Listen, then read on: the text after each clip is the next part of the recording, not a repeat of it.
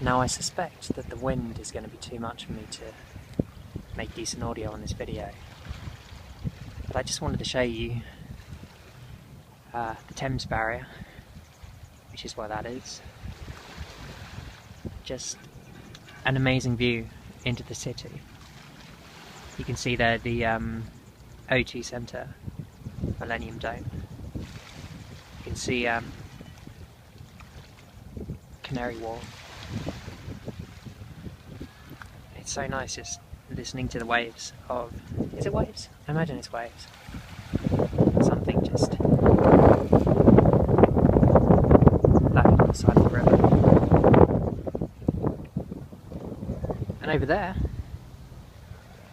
is where I picked a Master 114, one of my very first videos. Just there. That was the wall I put the lock on. Anyway guys, I just wanted to let you know that I'm out on my bike.